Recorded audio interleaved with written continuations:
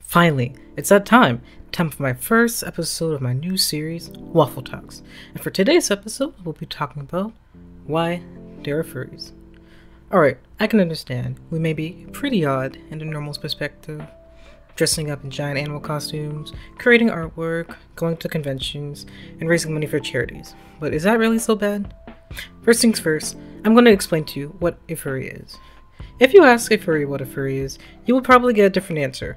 According to WikiFur, the furry fandom is a subculture interested in fictional, anthropomorphic animal characters with human personalities and characteristics. Many people could argue as if being a furry is a hobby or a subculture, but in all honesty, it would all depend on the person. While a small few may be in it for the artwork, for others, it may be their entire life.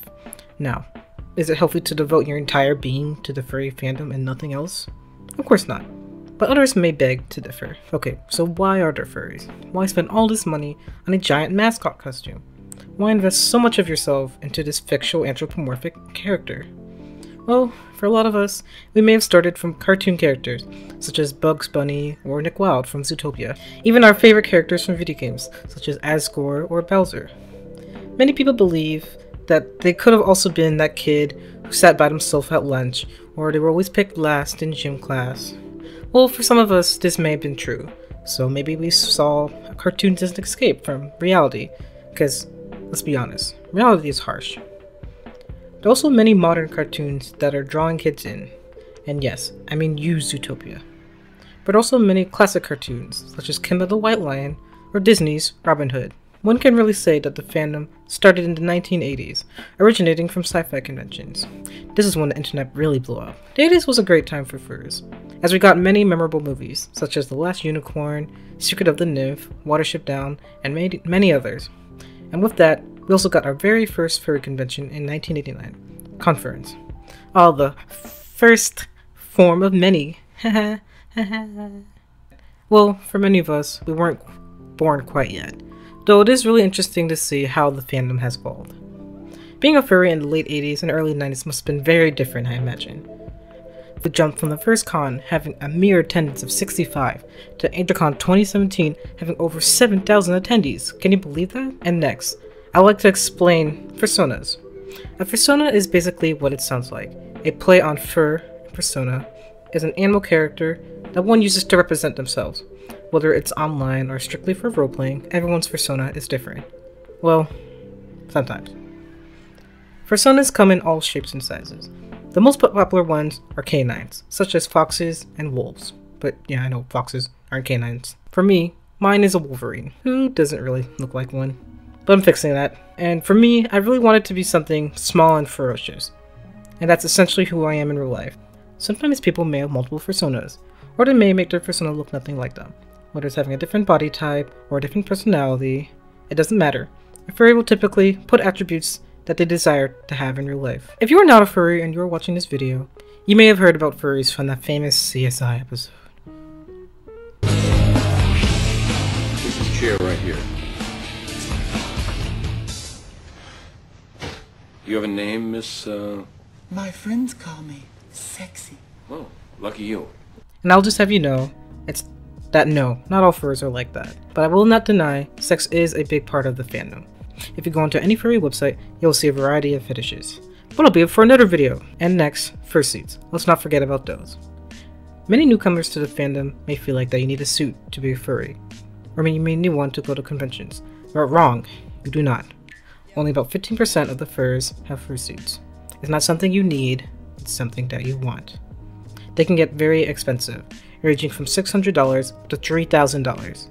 And that's not even counting all the popular suit makers. Of course, this all depends what kind of fursuit you're getting, whether it's a partial or a full suit or even just a head. And now, you may have noticed that the fandom is also very male dominated. Statistically, males make up over half of the fandom, but that's just looking at sex. Gender-wise, the statistics are much more spread out. You also may have noticed that a large percentage of furries suffer from mental illnesses, and this is actually true.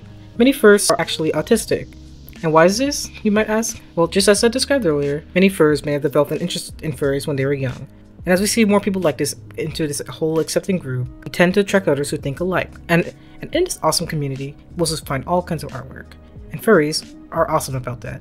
We have artists, writers, fursuit makers, magicians, all the sorts. I've been meaning to pick up some furry novels myself. Got any guys you recommend? And no, I'm not going to deny it. Yes, furries are weird, we're abnormal, and we're just plain strange. But isn't every fandom like that?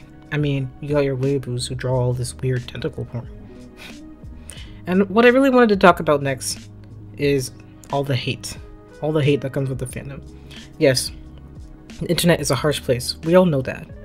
You might have heard terms such as "yiff and hell" for effects, which I'll gladly do, thank you. We also appear in a lot of cringe videos. And yes, there's a lot of cringe videos. Yes, it's weird. Seeing a 20-something-year-old adult in a giant mascot costume is weird. So that can definitely be pretty cringy. You may also find videos of people coming out as a furry.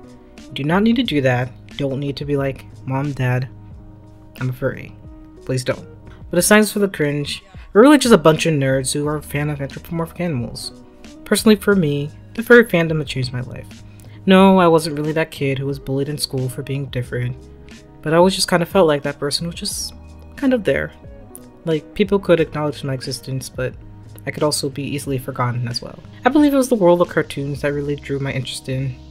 Always liked The Lion King, and I thought Cat Dog was pretty cool too. Never before have I ever found a group so accepting, so thoughtful, and just so damn nice. Of course, I can separate my real life from my furry life, but since a part of my income revolves around the fandom, I don't see myself leaving anytime soon. So what made you a furry, guys? Why not tell me in the comments below? And thank you so much for watching my video, I really appreciate it. And I know this is my first episode, and I may not be the best, I'm trying. I'll get there, don't worry. So why not hit that subscribe button and scratch that bell. I hope this video was entertaining for you, and watch out for more.